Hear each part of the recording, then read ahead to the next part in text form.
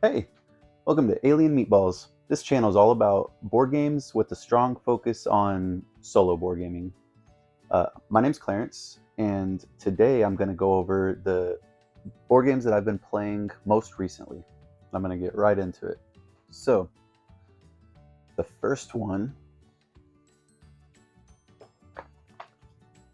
Paperback Adventures. This is a solo-only board game, and it's a deck builder, and it's a letter game. So what's really cool, your deck building, you have a bad guy that you're trying to defeat, and then you have your character. And when you set up the game, you'll see like you're going to you pick a character that you want to be, and you pick like an enemy that you're going to go against. So it's kind of modular in that way. And then the actual gameplay is deck building. So you're going to have a hand of cards, and you're trying to build out words. What's really clever is so like you can build out any word that you want to make, and once you like just like Scrabble or Bananagrams or anything, once you play out a word, all of your cards are going to have little symbols like tax, defense. Only played one time, but I think there's some other like little symbols that you might be able to get to. So you're going to play out your word, count up your attacks, and then kind of compare that to the enemy, and then that's how you kind of fight the enemy. Now it's being solo only, so it has a really good AI system where the enemy, each turn he goes down this list and does like his actions that he's going to do that will kind of fight back against you. So it's really fun. I haven't even got into these other characters. I've only played as Plot Hook, which is like a pirate guy. But it's yeah, it's really fun. And then you play through like kind of like a little mini campaign. So you'll try to fight somebody, then you fight someone else, and you're kind of building up and upgrading and getting these like little cards, and your deck building as you play, like so building your deck as you play, but then also adding in even better cards and like these cool little like bonus abilities, like these one-off upgrades or things that you kind of like tap out, tap back in. It's a I definitely recommend this one. I've only played it once, but this is definitely a good game. For sure worth it for solo play. This one is a little box that we played with our game group. My wife and brother and sister-in-law. So this one's called Monikers. Now I didn't realize when I had first got it that this is the expansion. I don't know like if it's different, but it's standalone, so you can play it. So basically, what you're doing, if you've ever played like word games like Taboo, like games where you're trying to get your team to say a certain word, but you can't say that word. So what's really clever about this one is you play it in 3 rounds. So you have a deck of cards that everyone's going to go through. So say like I'm team, me and my wife are on a team, they're on another team. So I'm gonna try to get my teammate to say the word that's on this card, and in round 1 I can say anything. I can charade, like act it out, do anything I want, or even sing sounds, whatever. You can pretty much do anything you want except say the words. And then some of them are like phrases though, and it's weird stuff. Like one was like putting in a USB correctly in the first try. It's like crazy stuff like this. And when we first saw that, we were like, what? Like, how do you get someone to say that stuff? So here's where it gets really cool though. So you're gonna go through this deck. You'll try to get your team to say that word. If you get it, you put it in your success pile. If you fail, put it in the fail pile. And then you keep going through this. You go through the deck for 1 minute and get as many success cards as you can. Then you're gonna pass it to the other team, and then they're gonna do the same thing with the leftover cards until you keep going through the deck until eventually somebody on either team has successfully gotten every card at least 1 time. Then all the cards have points on them. So now you're going to count up your points and write it down, and then you go to round 2. Shuffle all the cards back up, and now you're going to do it again. But so it's the same cards. You know what the words are on these cards now. But in round 2, what was it? The rule changes. You can only say 1 word. Only 1 word. And you're trying to get people to say things like put a USB in a computer right the first try. But because you guys have already done it before, you start coming up with this like new language that y'all just created in the previous round. And so you'll say 1 word, try to get your team to get it. When the other team's going, you'll hear them do it, and you're like, oh, man, I know that, I hope they fail, because then it will go in the fail deck, and then you might get a chance to do it. It's really cool. So then you do that again, count up your points, and when you go to round 3, now you can say nothing, and you can only do charades. So now you're going through the same cards, and you can only do charades and try to get your team to guess those crazy phrases.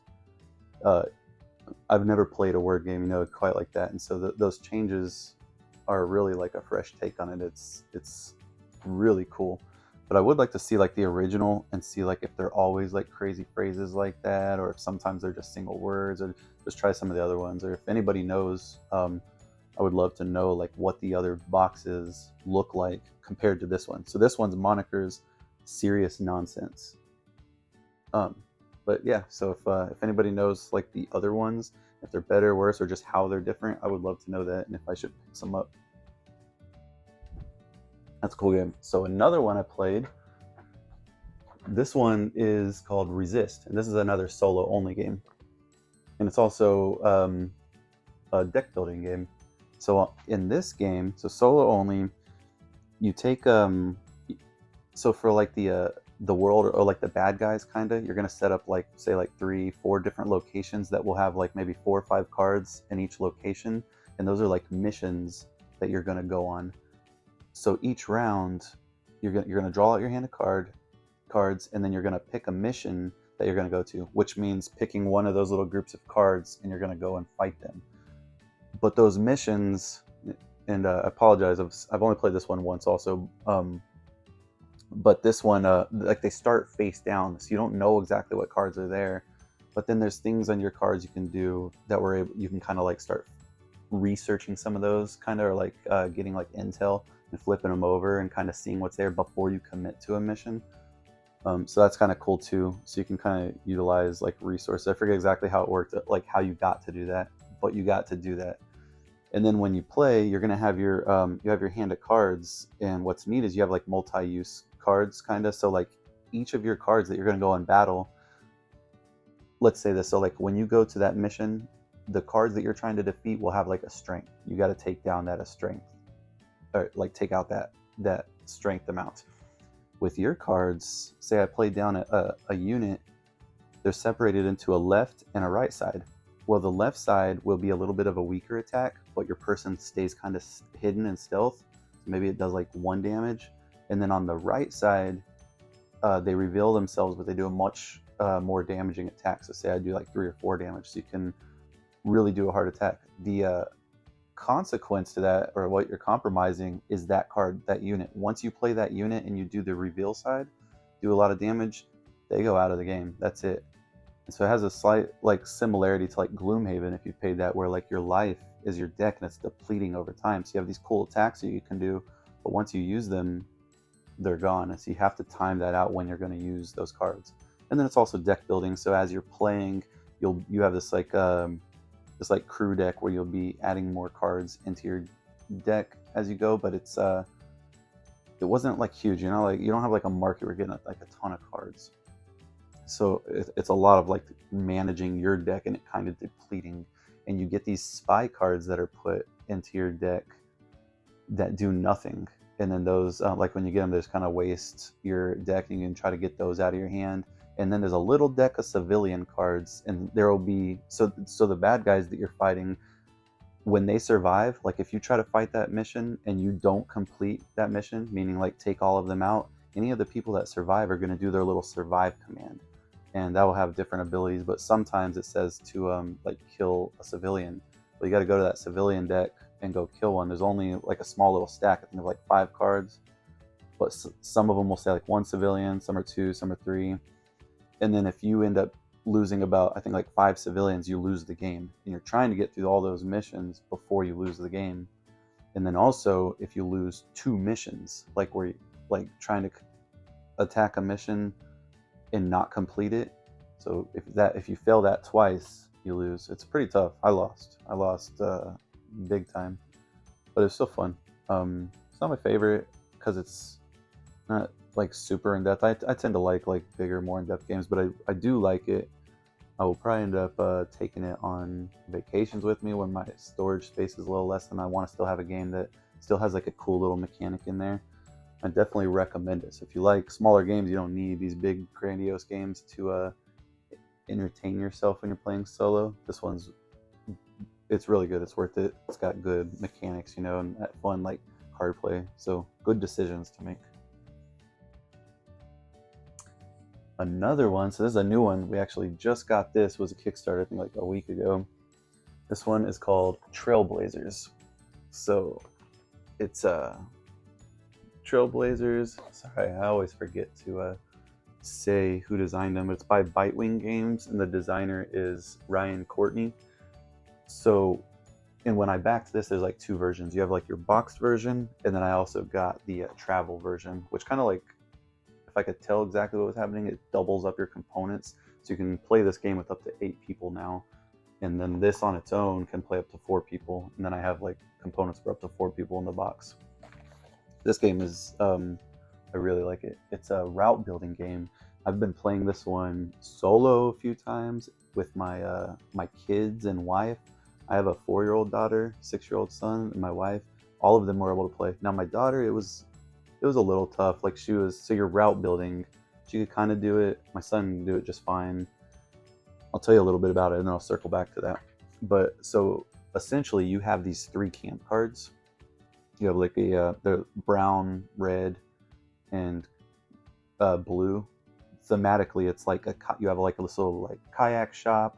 You have a bike trail, bike camp, and then like a like hiking tramp, and then they're color coordinated. So while you're playing, you're gonna play through 4 rounds, and when at the beginning of each round, you're going to pick one of those camps and put them out, and now you're going to have a total of 8 cards in your hand, like these cool little, they're cool cards, they're almost like half cards.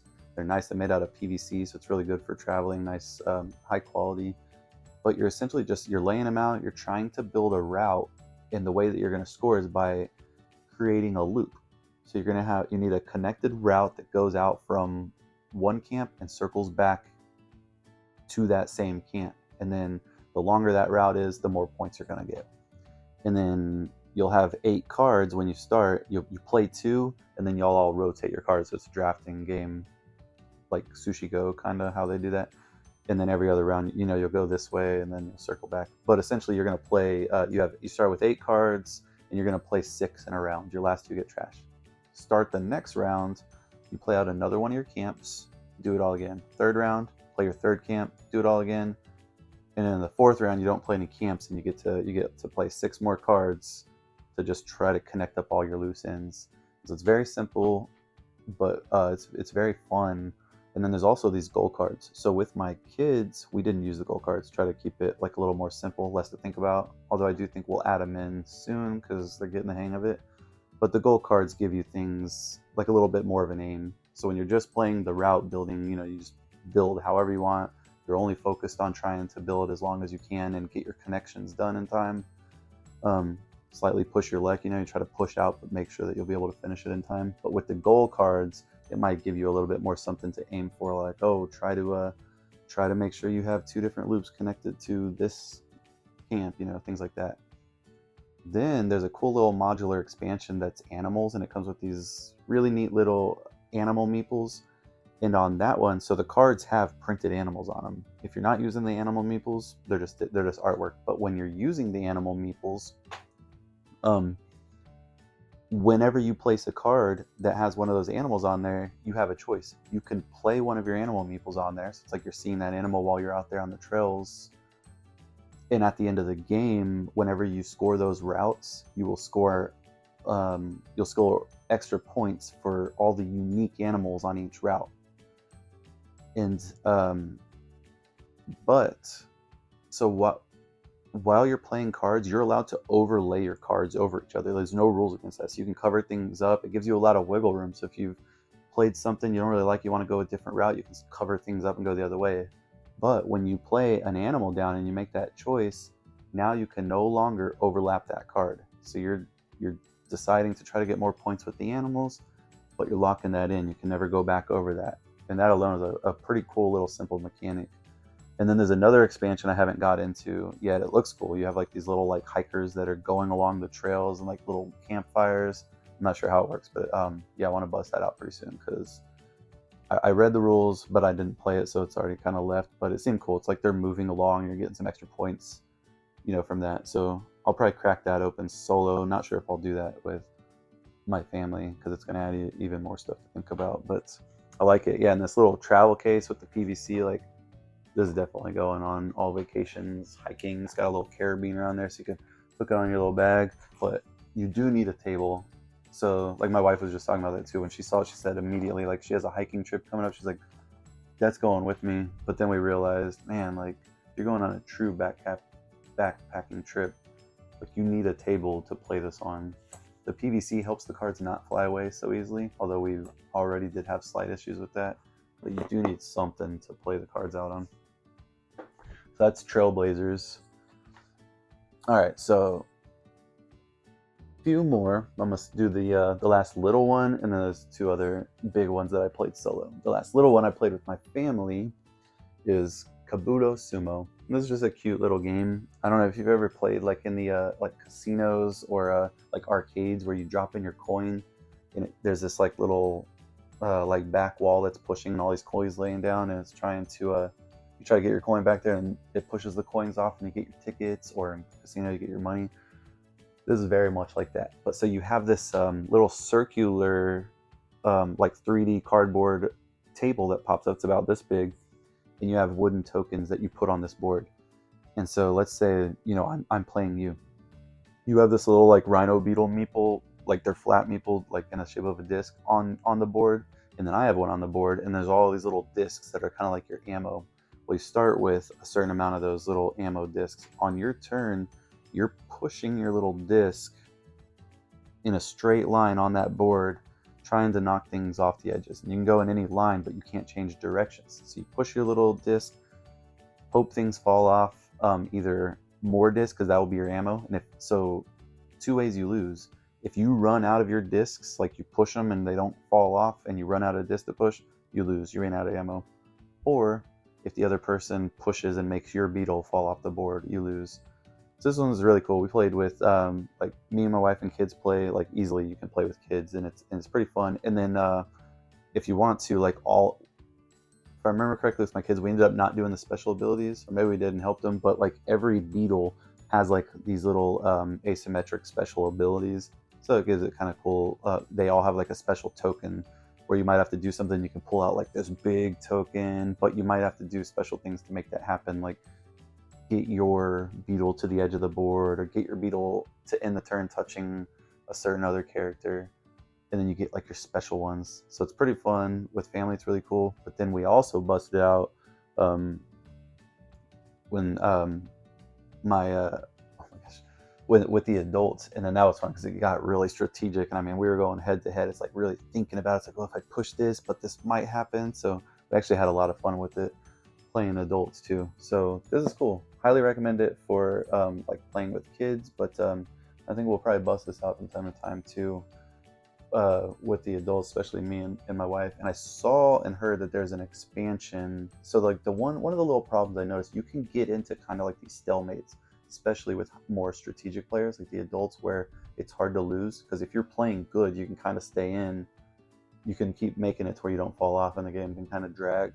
Well, I saw someone talking about a review of the expansion coming out that has some kind of mechanic that corrects that. I think it keeps the game going faster, and some other element to make sure you don't get into those stalemates.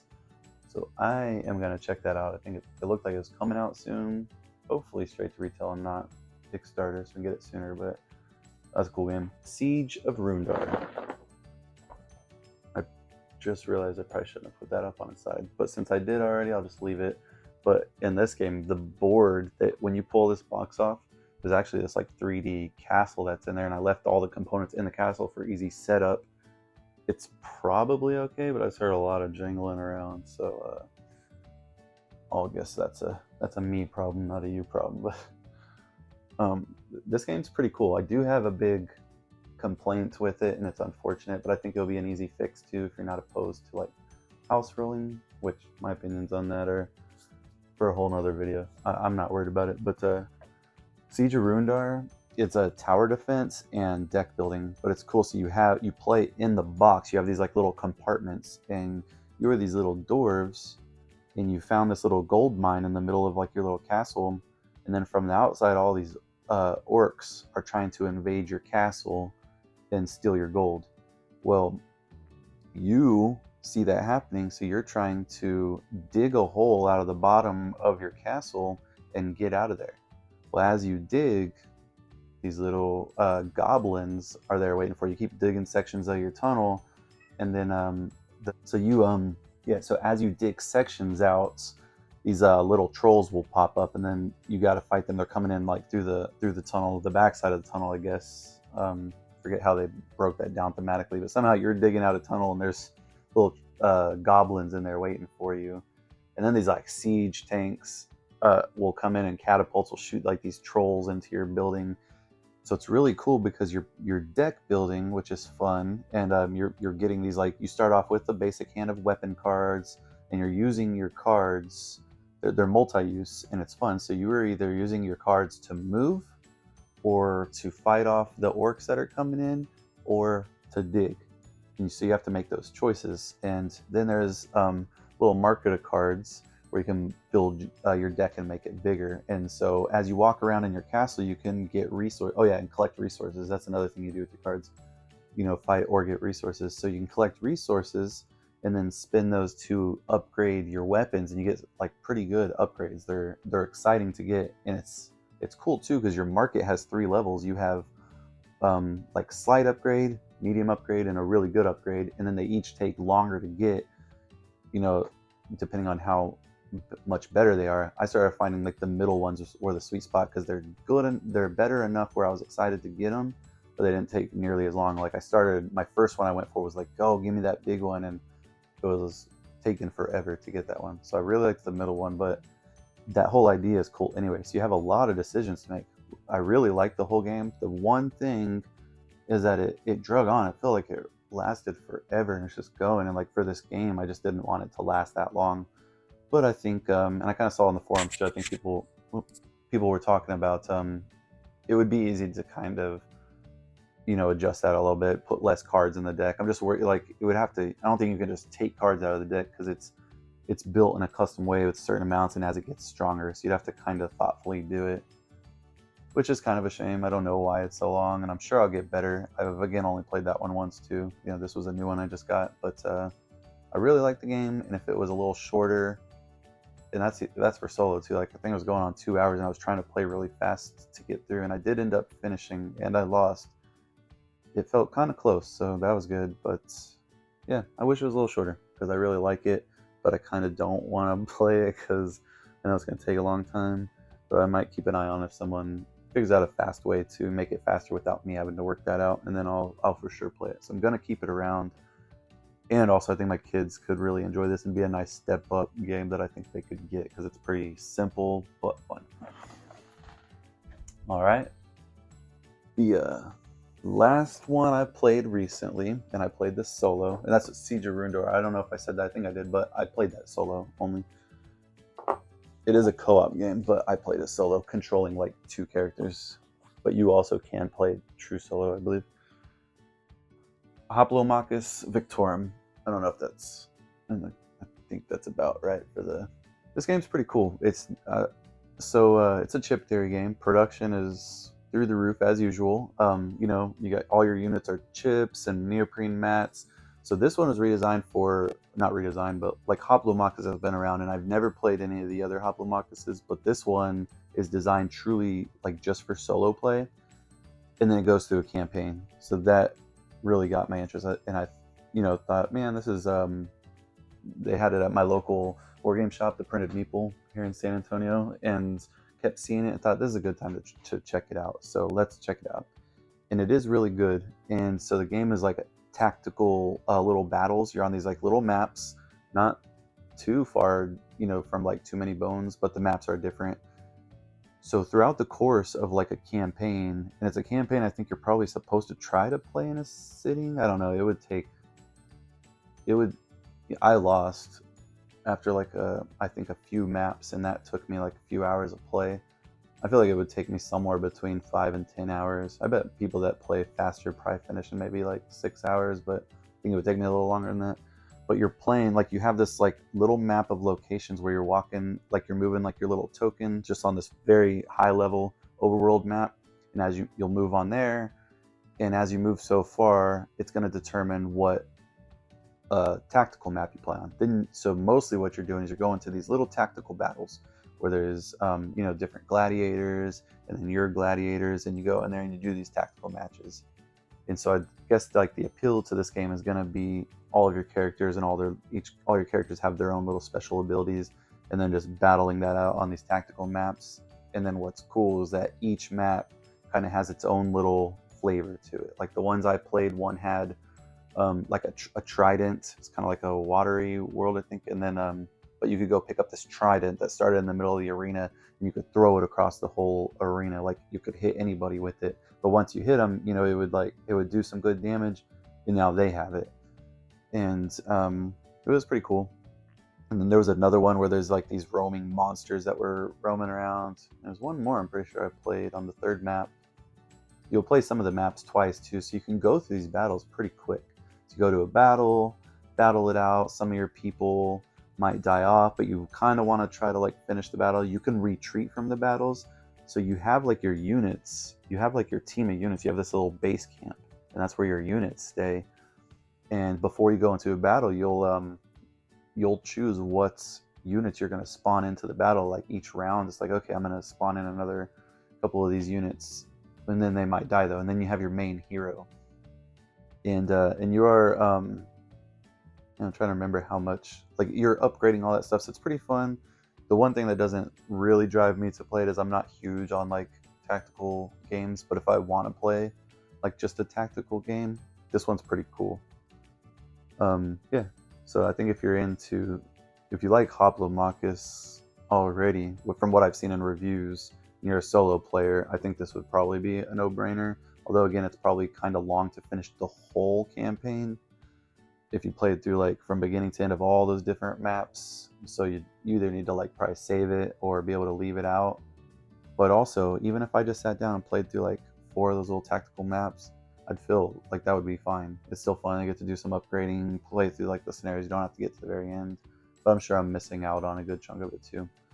But that's Hoplomachus Victorium. I'm sure I'll check it out a little bit. It won't be my favorite, but I do think it's going to be a good game for people who, for solo players that like tactical little like close range maps with fun special abilities on your gladiators. And that's it. So I'm still deciding what kind of videos I'm going to keep going on this channel, but I do think I like the idea of I'm always playing new games and different stuff, so I should have a lot of fresh content. I like this style of video just to be able to show you the things that I've been playing recently. So I'll probably start doing that at some like a lot, and then also top 10s. And yeah, if there's anything that you want to see me do specifically, feel free to, or please, let me know. Comment down below. Tell me what you want to see. If you have played any of these games, especially like Ruindar, like if you got tips to make it faster, any of these. A lot of these I've only played like once or twice. I'll take any tips and advice you got. Monikers, I really want to know like what the other boxes are like, especially like maybe the original one.